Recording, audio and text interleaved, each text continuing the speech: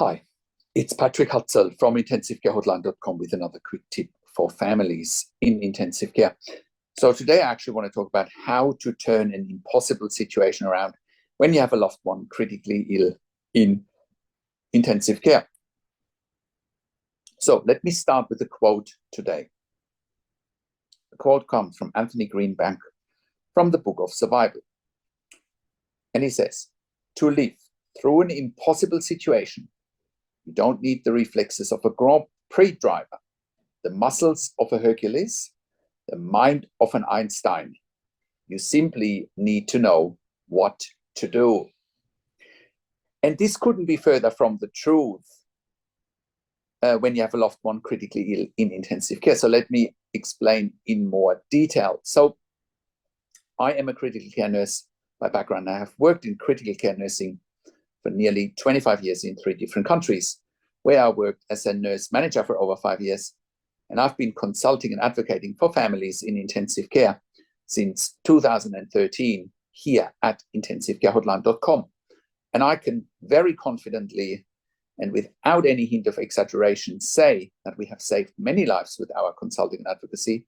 And you can verify that on our testimonial section at intensivecare.hotline.com, or you can verify it on our podcast section at intensivecare.hotline.com, where we've done client interviews. So what do I mean by an impossible situation?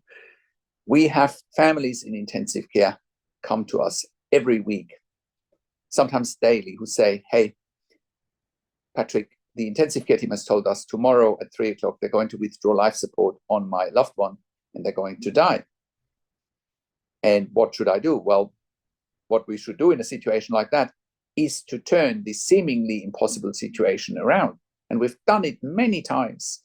And again, you can look that up on our testimonial section, or you can look it up on our podcast section with client interviews that I've done. So what do we do in those situations? Well, we simply know what to do. That makes us different from anybody else who's out there, right? Because we simply know what to do. That comes down to my knowledge about intensive care, of course. I've worked in the industry for nearly 25 years. I know the industry inside out. I know all the moving pieces, but I also know about patients' rights, right? Patients and families' rights, I should say, right? That's how we turn those impossible situations around. I'll give you one example, and this is one of many examples. I remember a few years ago, I was talking to a client saying, the client was saying, "Hey, tomorrow at 3 o'clock, they told us, we're going to withdraw life support on your dad and your dad will die," right? And they just stated it matter of fact. That's like executing someone, right? And I said to the client, "Well, let's get on the phone with the doctors and let's turn this, what they perceived was an impossible situation, around." And I did, just by talking to the doctors and saying, "Well, if you take this man off life support tomorrow, that could be perceived as murder, right? In my books, that is murder, right? And I'm not going to mince my words here, because that's what it is. And, you have to consider one thing here. End of life situations and end of life decision making in intensive care do not happen in a vacuum. Please stop believing that the doctors can do whatever they want, right? They're very good at pretending that they can do whatever they want, but please stop believing that they can just do whatever they want when it comes to life or death. You need to exercise your rights. You need to educate yourself. You need to do your own research. And then you will actually find gold nuggets pretty quickly, because then you realize, well, they can't just do whatever they want. In any jurisdiction, whether, most of our clients are in the US, UK, Australia, in any jurisdiction, really, they can't just do whatever they want. They can't just take someone off life support without your or your family members' permission.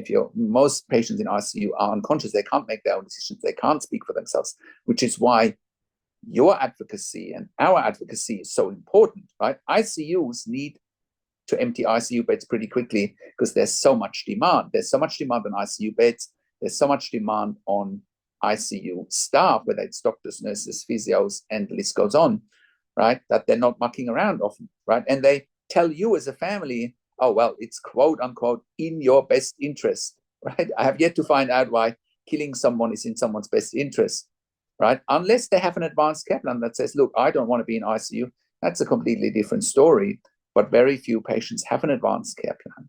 So why would you then kill someone when there's no advanced care plan? And why would you not continue trying, right? And many ICU teams now try and play God, and they say, well, we decide who's going to live and die. That is absurd in my eyes, right? Doctors and nurses, from my perspective, being a critical care nurse, we went into this profession to help people, not to kill people, right? So, but in any case, what you might perceive as an impossible situation is actually easy to turn around, and you don't need to go to the court, or you don't need a lawyer. We often know better what to do in those situations than the lawyers. The lawyers are scared, right? And they don't have all the insider knowledge that we have as clinicians, right? I mean, I have a team working with me, that helps me with achieving those goals for our client. But, I think the quote from Alan Greenspan really says it all, to work. And I think it's so telling. And I want to read out the quote again, because it's so telling. To live through an impossible situation, you don't need the reflexes of a Grand Prix driver, the muscles of a Hercules, the mind of an Einstein. You simply need to know what to do. And how did I know what to do? Well, again, when I worked in ICU at the bedside, where I looked probably after thousands of critically ill patients and their families, I felt challenged over the years, where I was asked, well, tomorrow at 3:00, we're going to take off life support. I walk into a shift and I was told, well, now at 10:00, you're going to take this patient off life support.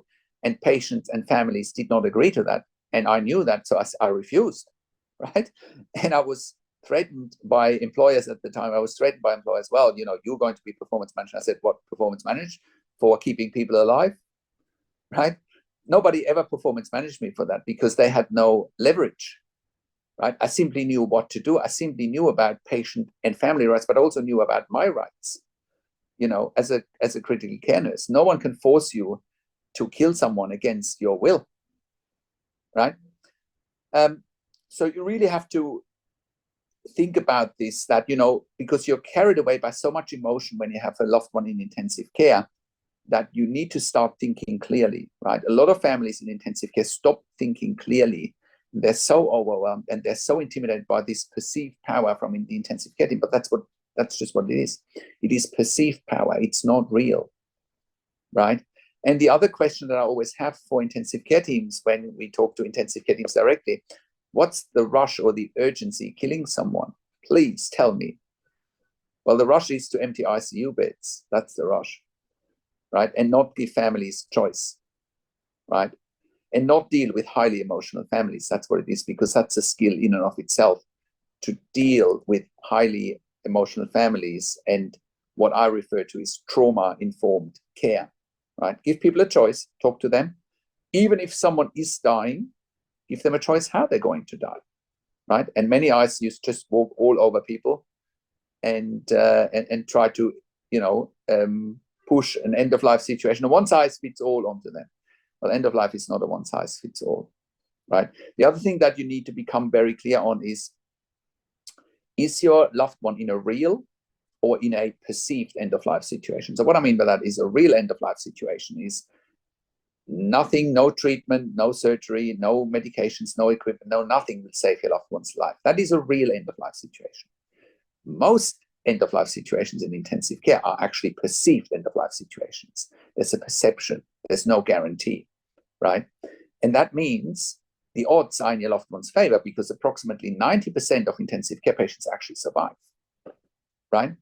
So if 90% of intensive care patients survive, approximately, the odds are in your loved one's favor, right? So do not get carried away by emotion.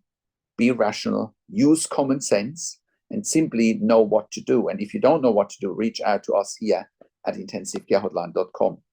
I hope that's some words of encouragement for you today if you have a loved one critically ill in intensive care. And that's one of the many reasons why we have created a membership for families of critically ill patients in intensive care, because we're getting so many questions. We want to help as many people as possible. And you can become a member if you go to intensivecarehotline.com, if you click on the membership link, or if you go to intensivecaresupport.org directly. In the membership, you have access to me and my team 24 hours a day in a membership area and via email. And we answer all questions intensive care related. In the membership, you also have exclusive access to 21 ebooks and 21 videos that I have personally written and recorded, sharing all my decades worth of ICU experience, helping you to make informed decisions, have peace of mind, control, power, influence, making sure you can influence decision making fast when you have a loved one critically ill in intensive care. I also do one-on-one consulting and advocacy over the phone, Zoom, WhatsApp, Skype, whichever medium works best for you. I talk to you and your families directly. I handhold you through this once-in-a-lifetime situation that you simply can't afford to get wrong. I also talk to doctors and nurses directly, and then I ask all the questions to them that you haven't even considered asking, but must be asked when you have a loved one critically ill in intensive care. I also represent you in family meetings with intensive care teams, turning those seemingly impossible situations around in your favor. We also do medical record reviews in real time so that you can get a second opinion in real time. We also review medical records after intensive care if you have unanswered questions, if you need closure, or if you are suspecting medical negligence. And all of that you get at intensivecarehotline.com. Call us on one of the numbers on the top of our website, or send us an email to support@intensivecarehotline.com with your questions. And if you like my videos, subscribe to my YouTube channel for regular updates for families in intensive care. Click the like button, click the notification bell. Comment below what you want to see next, what questions and insights you have. Share the video with your friends and families. Thank you so much. I also do a weekly YouTube live where I answer your questions live on a show, and you will get notification for the YouTube live if you are a subscriber to my YouTube channel, or if you are a subscriber to my email newsletter at intensivecarehotline.com. Thank you so much for watching. This is Patrick Hutzel from intensivecarehotline.com, and I will talk to you in a few days. Take care for now.